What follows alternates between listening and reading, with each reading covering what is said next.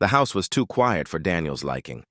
Dust floated through the sunlight cutting across the living room, and every sound, his footsteps, the creak of the old wooden floor, felt like an intrusion. He hadn't been here in years, not since the last fight. Now his mother was in the hospital, and guilt had driven him back.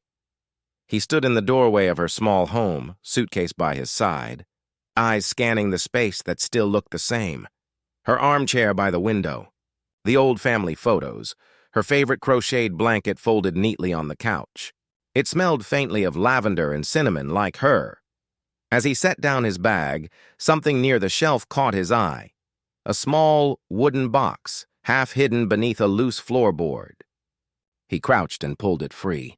Inside, tied neatly with a blue ribbon, was a stack of letters with his name on the top. His throat tightened. If this story touched your heart, take a moment to call your loved ones today.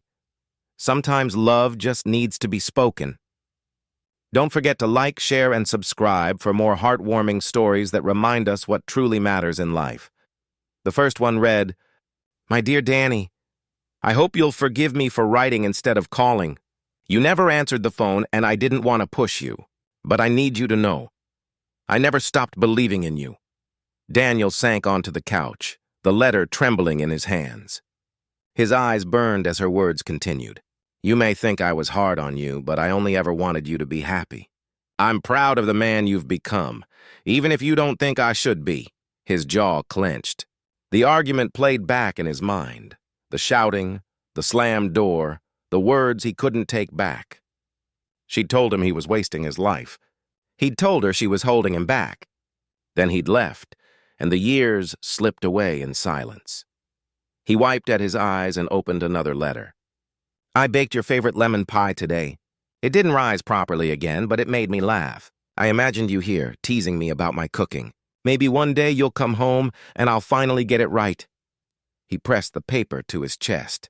The kitchen was only a few feet away, spotless and still. He walked to the counter where her old mixing bowl sat, a faint trace of flour still in its grooves. He could almost see her standing there. Soft gray hair tied back, humming an old tune, apron dusted white. Then came the next letter. "I saw your picture in the paper last month. You look tired, Danny. I hope you're eating well. Please take care of yourself. You'll always have a home here." He swallowed hard.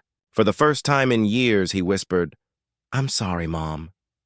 His voice cracked in the empty room. He reached for the last letter. The handwriting was shaky, uneven. "Danny, I'm not as strong as I used to be. The doctors say I need rest. If I don't get to see you, know that I love you more than anything. Always have, always will." That was all it took. Daniel grabbed his keys and rushed out the door, the letters clutched to his chest. The hospital was only 20 minutes away, but the drive felt endless. His hands gripped the steering wheel until his knuckles turned white. When he finally reached her room, he stopped outside the door, heart pounding. Through the small window, he saw her, frail but smiling faintly as a nurse adjusted her blanket. The sunlight streaming in made her silver hair shimmer softly against the white pillow. Daniel hesitated for a second, then pushed the door open. "Mom?" he whispered, her eyes opened slowly. When she saw him, her face lit up in disbelief. "Danny?" Her voice cracked with emotion. He hurried to her bedside, taking her thin hand in his. "Yeah, it's me. I found your letters." Tears filled her eyes. "Oh, sweetheart. You read them?" He nodded, fighting to hold back his own. "Every word.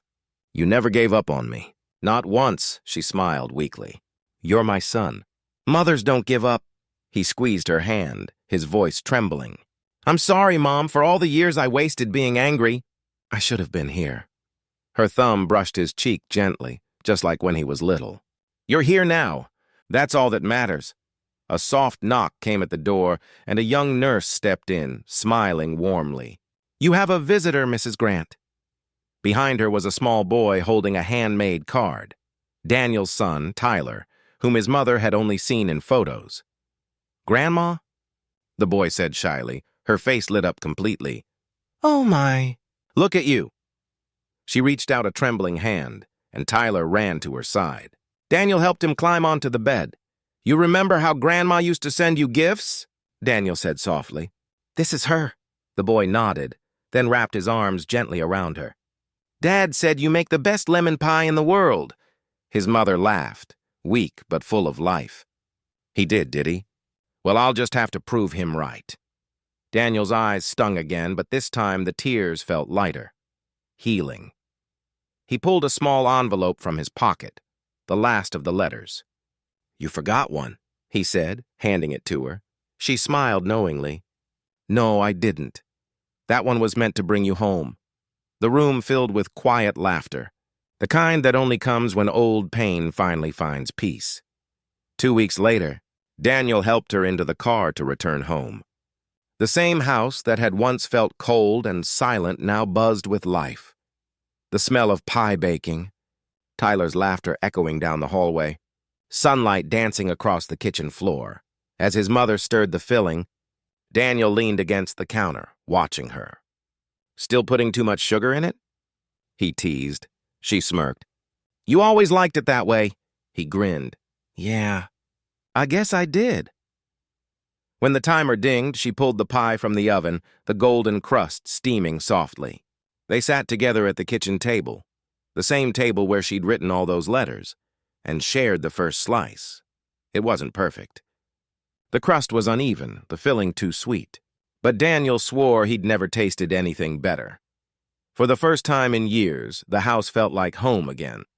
And as the sun dipped low, flooding the room in gold, Daniel reached for his mother's hand and whispered, "Thank you for waiting for me."